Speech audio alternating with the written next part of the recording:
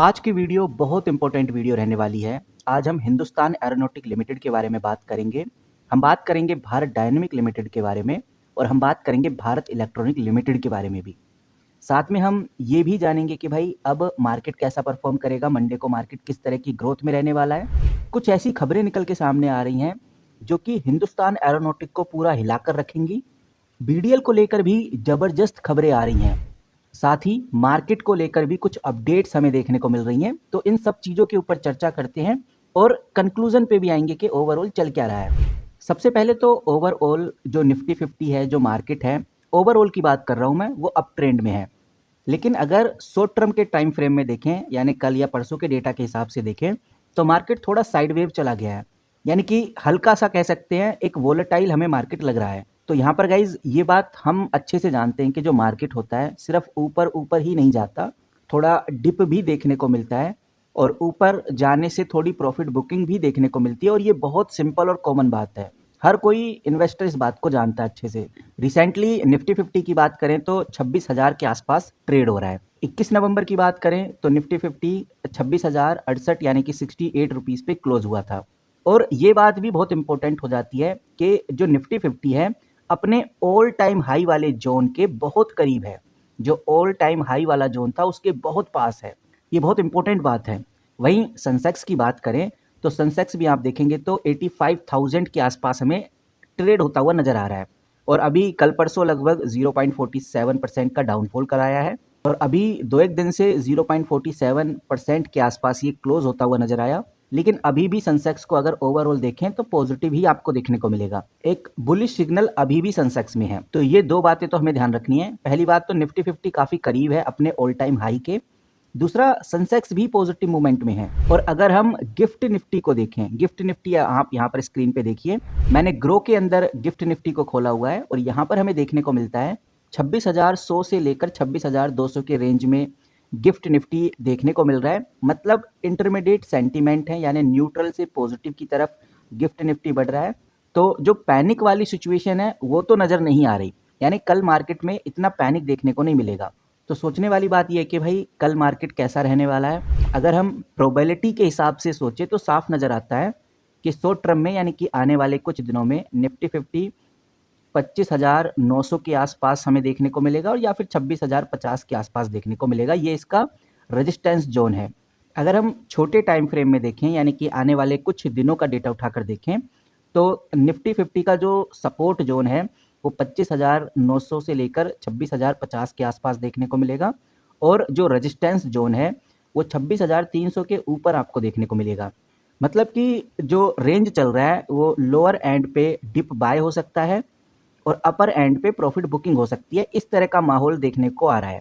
यहाँ पर ये बात हमें समझनी चाहिए कि ओवरऑल ट्रेंड तो अप है, लेकिन यहाँ सिर्फ हर दिन रैली एक्सपेक्ट नहीं कर सकते। ये थोड़ा सा पागलपन होगा क्योंकि मार्केट जिगजैग की तरह चलता है और जिगजैग की तरह चलते हुए ही नए हाई हमें देखने को मिलेंगे। अब बात करते हैं कौन सी खबर पे हमें ध्यान रखना है। सबसे पहले हमें ध्यान रखना है एफआईआई और डीआईआई का डेटा क्या कहता है। यहाँ पर आप देखेंगे तो आपको नजर आएगा कि जो एफआईआई है उन्होंने 21 नवंबर को लगभग 1,766 करोड़ सेल किया था और डीआईआई ने लगभग 3,161 करोड़ बाय किया था। तो डीआईआई तो मार्केट को सपोर्ट कर रहे हैं, यानी म्यूचुअल फंड्स मार्केट को सपोर्ट करते हैं, लेकिन एफआईआई कंटिन्यू मार्केट से निकलते नजर आ रहे हैं। ये डेटा 21 नवंबर 2025 का है। अब अगर हम ग्लोबल डेटा की बात करें, अब अगर हम ये देखें कि भाई ओवरऑल क्या होने वाला है, तो जो यूएस मार्केट है आप स्क्रीन पे देख सकते हैं, डाउ जोन पॉजिटिव हमें देखने को मिला, एसएनपी पॉजिटिव में देखने को मिला, नास्डैक भी पॉजिटिव देखने को मिला, रसेल भी हमें पॉजिटिव की तरफ बढ़ता हुआ नजर आया। यानी कि यूएस डेटा तो पॉजिटिव है।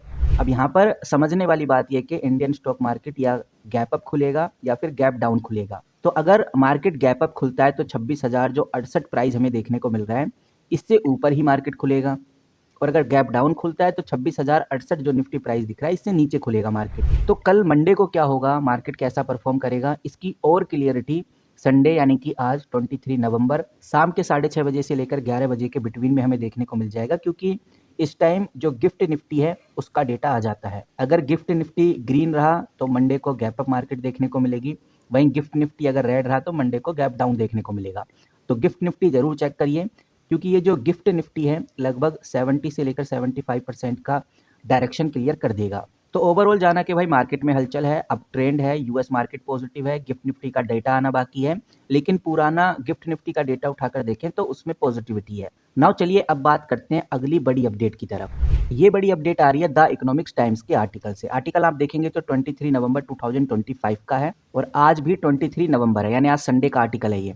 यहाँ पर हमें बहुत क्लियर नजर आ रहा है कि दुबई में एक एयर शो हुआ था और उस एयर शो के दौरान जो हमारा जहाज है जिसको तेजस फाइटर जेट बोलते हैं वो क्रैश हो गया। इससे बड़ा लॉस ये होगा कि इंडिया का जो डिफेंस एक्सपोर्ट है उस पे जिस तरह का ग्रोथ देखने को मिल रहा है, इस ग्रोथ पे बड़ा असर पड़ेगा। आप ये समझिए कि इस क्रैश की वजह से जो इंटरनेशनल बायर्स थे, जो अदर कंट्रियाँ थी जो तेजस लेने के लिए तैयार थी, उनके सामने तेजस की इमेज तो खराब हो गई है, क्योंकि ये जो इंसिडेंट है ये हाई पोर्टफोलियो इवेंट के दौरान हुआ है। यहाँ पोटेंशियल बायर्स भी मौजूद थे। अगर पोटेंशियल बायर्स ने ये सब देखा है तो ये एक बहुत बड़ा नेगेटिव साइन है और इंडिया का जो एक्सपोर्ट बढ़ रहा था उसमें एक बड़ा धब्बा लग सकता है। फिलहाल इस इंसिडेंट के बाद आईएएफ इंक्वायरी पे लग गई है। अभी तक कोई भी ऑफिशियल क्यों नहीं मिला है कि भाई क्यों ऐसा हुआ है, और जो एक्सपर्ट हैं, जो जाने माने लोग हैं, उन्होंने एक पॉसिबिलिटी ज़रूर दे दी है कि हो सकता है कि पायलट जैसे ही जी फोर्स पे गया, यानी ग्रेविटेशनल फोर्स पे गया, हाई ग्रेविटेशनल फोर्स पे गया, उसकी वजह से हो सकता है वो ब्लैकआउट हो गया हो और इस तरह का हादसा हुआ है। इसके अंदर एक पायलट की जान गई है, एक काफ़ी दर्दनाक हादसा है। लेकिन एज अ इन्वेस्टर अगर हम देखें तो जो ये HAL कंपनी है, यानी हिंदुस्तान एरोनॉटिक लिमिटेड कंपनी है, इसमें शॉर्ट टर्म में हमें थोड़ी वोल्टिलिटी देखने को मिलेगी, क्योंकि जो इन्वेस्टर हैं अब वो डिलीवरी डिसिप्लिन का इंतज़ार करेंगे, इन्वेस्टिगेशन क्या चलेगी, क्या रिजल्ट आएगा उसका इंतज़ार करेंगे, और जो टेक्निकली क्लियरिटी है उसके ऊपर भी ध्यान देंगे। इसीलिए हिंदुस्तान एरोनॉटिक जिस तरह से बढ़ रहा था, जिस तरह से बातें चल रही थी हिंदुस्तान एरोनॉटिक को लेकर कि भाई हिंदुस्तान एरोनॉटिक को तेजस की डिलीवरी मिलेगी या तेजस को लेकर बड़ी तेज़ी देखने को मिलेगी, उस पे थोड़ा-सा हम कह सकते हैं प्रोजेक्ट डिले होते हुए नज़र आने वाले हैं। और ये बात भी हमें ध्यान रखकर चलनी है कि अगर इन्वेस्टिगेशन में कोई भी मेजर टेक्निकल इश्यू देखने को नहीं मिला तो ये डिलीवरी डिले नहीं होंगी। HAL का जो ग्रोथ है उसमें फिर से रिकवरी देखने को मिलेगी। लेकिन अगर ऑर्डर या डिलीवरी पर डाउट पैदा हुए तो शॉर्ट टर्म में हमें HAL के अंदर वीकनेस देखने को मिलेगी। ये चीज़ अब हमें ध्यान रखकर चलनी है। एक और बड़ा आर्टिकल, एक और महत्वपूर्ण अपडेट निकल के सामने आ रही है। ये अपडेट हमारे पड़ोसी देश यानी कि चाइना से निकल के आ रही है और ये बहुत इंपॉर्टेंट अपडेट है। मैंने यहाँ पर खोला हुआ है india.com का आर्टिकल और बहुत ज़रूरी खबर है। ये खबर भी 23 नवंबर 2025 की है। बहुत क्लियर और साफ शब्दों में हमें एक इधर डेटा दिखाया जा रहा है और ये डेटा साफ साफ इशारा कर रहा है कि जो चाइना है, चाइना ने अपना पहला एक नया डेडली न्यूक्लियर कैपल एयर लॉन्च कर दिया है। ये एक बैलिस्टिक मिसाइल है जिसका नाम JL-1 यानी कि जिंगल 1 रखा है। इसकी रेंज 8000 किलोमीटर है और बताया जा रहा है कि भाई ये दुनिया का पहला लॉन्ग रेंज हाइपरसोनिक मिसाइल माना जा रहा है। साथ ही इस आर्टिकल में ये भी मेंशन है कि इस मिसाइल के लॉन्च के दौरान यूएस और रसिया दोनों के लिए बड़ा चैलेंज है, क्योंकि ये उनके स्ट्रेटेजिक मिसाइल डिफेंस सिस्टम को क्रॉस करने में पूरा सक्सेसफुल नज़र आ रहा है। अब यहाँ पर सबसे इम्पोर्टेंट और ज़रूरी सवाल ये कि इंडिया क्या कर रहा है, और जो भारत की मिसाइल मेकिंग कंपनी है BDL यानी भारत डायनेमिक लिमिटेड, उसमें क्या हलचल होने वाली है, उसको लेकर क्या खबर आ रही है, क्योंकि हमारा पड़ोसी देश बहुत कुछ कर रहा है। उसका डिफेंस इक्विपमेंट, डिफेंस प्रोडक्ट बहुत ज़्यादा पावरफुल होते हुए नज़र आ रहे हैं। तो एक बात तो तय है, ये जो BDL कंपनी यानी भारत डायनेमिक लिमिटेड जो कंपनी है, इसको बड़ा ऑर्डर, बड़ी अपडेट, बड़ी ग्रोथ मिलने की बहुत ज़्यादा संभावनाएं हैं, क्योंकि इंडिया फिलहाल अभी पूरी कोशिश कर रहा है कि जो रसिया का S-400 है, S-500 मिसाइल डिफेंस सिस्टम है, उसको परचेज किया जाए। S-400 की काबिलियत हमने ऑपरेशन सिंदूर में देखी है, लेकिन जो ये S-500 है, ये हाइपरसोनिक मिसाइल को भी कम कर सकता है, उनको डिस्ट्रॉय कर सकता है। इसीलिए S-500 के ऊपर पूरी प्लानिंग है इंडिया की। फिलहाल भारत ने लॉन्ग टर्म ग्रोथ को लेकर भी बात की है। 2030 के बाद 500 हाइपरसोनिक मिसाइल का ऑर्डर ऑलरेडी पास आउट हो चुका है। ये एक टारगेटेड ऑर्डर है जो कि चाइना और पाकिस्तान के थ्रेट को काउंटर करेगा।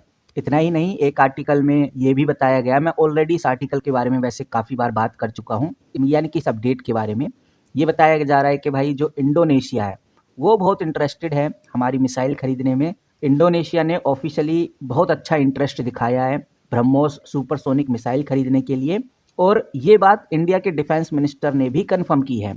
तो ये एक बड़ा पहल है कि इंडिया एक्सपोर्ट की तरफ भी बढ़ रहा है। तो यहाँ पर ये चीज़ बहुत इंपॉर्टेंट हो जाती है कि जो अपना भारत है, अपना जो देश है, वो मिसाइल और डिफेंस कैपेबिलिटी को चाइना के हाइपरसोनिक मिसाइल के थ्रेड के हिसाब से अपग्रेड करने की पूरी कोशिश कर रहा है, जिससे कि बीडीएल जैसी कंपनीज को एक स्ट्रॉन्ग ग्रोथ मिलेगी, बड़े कॉन्ट्रैक्ट मिलने का स्कोप बढ़ जाएगा, और इस खबर के बाद बीडीएल में हमें एक अच्छा प्रोस्पेक्टस भी देखने को मिलेगा, यानी एक अच्छी तेजी भी देखने को मिल सकती है, क्योंकि डिमांड बहुत तेजी से बढ़ रही है। डिमांड और डेवलपमेंट दोनों में बीडीएल को आगे बढ़ना ही पड़ेगा। तो गाइज बीडीएल भी हो गया, एचएएल भी हो गया। एचएएल को लेकर जो दुखद खबर है वो भी मैंने आपके साथ शेयर की। एचएएल जो कंपनी है, हर कोई जानता है कि भाई एचएएल एरोस्पेस पीएसयू कंपनी है, गवर्नमेंट के द्वारा चलाई जाने वाली कंपनी है। ये कंपनी फाइटर जेट हो गया, ट्रेनर एयरक्राफ्ट हो गया, या ट्रांसपोर्ट एयरक्राफ्ट हो गए, हेलीकॉप्टर डिज़ाइन हो गया, मैन्युफैक्चरिंग, अपग्रेडेशन, ये सब काम करती है एचएएल। वहीं ये जो बीडीएल कंपनी है, बीडीएल मिसाइल से रिलेटेड जो काम है, मिसाइल और वेपन से रिलेटेड जो काम है, ये सब कंपनी बनाती है। Company surface to air missile बनाती है, एयर टू एयर मिसाइल बनाती है, एंटी टैंक मिसाइल्स ये बनाती है, गाइडेड मिसाइल ये बनाती है, सरफेस टू सरफेस मिसाइल भी बनाती है। तो कहने का मतलब ये कि हर तरह की मिसाइल बीडीएल ही प्रोवाइड करता है भारत को। उसके बाद इन दोनों कंपनीज को जो चलाता है वो है बीईएल। ये आप इधर देखेंगे तो मैंने खोला हुआ है भारत इलेक्ट्रॉनिक लिमिटेड। बीईएल जो कंपनी है डिफेंस इलेक्ट्रॉनिक सिस्टम्स बनाती है। मिसाइल हो गया या एयरक्राफ्ट हो गया, इनके अंदर यूज होने वाला radar, communication system, electronic warfare system, missile guided night vision devices, या जो एयर डिफेंस इलेक्ट्रॉनिक हो गए, C4I सिस्टम्स हो गए, ये सब कुछ भारत इलेक्ट्रॉनिक बनाता है। तो एचएएल को कभी ऑर्डर मिले, बीडीएल को कभी ऑर्डर मिले, तो उसमें से कुछ परसेंट जो हिस्सा है वो भारत इलेक्ट्रॉनिक के हाथ में भी आता है। इसीलिए भारत इलेक्ट्रॉनिक भी काफ़ी खास कंपनी हो जाती है। अब देखते हैं कि भाई आगे क्या होता है। कंक्लूजन पे आए तो एक बात समझ में आती है कि एचएएल के ऊपर अब ध्यान रखना बहुत ज़रूरी है, क्योंकि एचएएल को लेकर एक नेगेटिव न्यूज़ आ गई है। ऊपर से बीडीएल को लेकर भी हमें ध्यान रखना ज़रूरी है, क्योंकि हम कह सकते हैं कि जो हमारे पड़ोसी देश हैं वो कुछ ना कुछ बड़ा कर ही रहे हैं। उसके बाद हमें गिफ्ट निफ्टी के ऊपर ध्यान देना है, क्योंकि गिफ्ट निफ्टी ही बताएगा कि अब आगे मार्केट कैसा खुलेगा। गिफ्ट निफ्टी आपको आज रात यानी कि संडे की रात के 6 बजे से लेकर 11 बजे के आसपास पूरा डेटा मिल जाएगा। अगर आप चाहते हैं कि मैं गिफ्ट निफ्टी के बारे में पूरा प्रॉपर वीडियो बनाऊँ, आपको बताऊँ कि भाई ओवरऑल मार्केट कैसा रहेगा, तो कमेंट में यस ज़रूर टाइप करिए। और मिलते हैं किसी नई वीडियो के साथ, तब तक के लिए take care and good bye.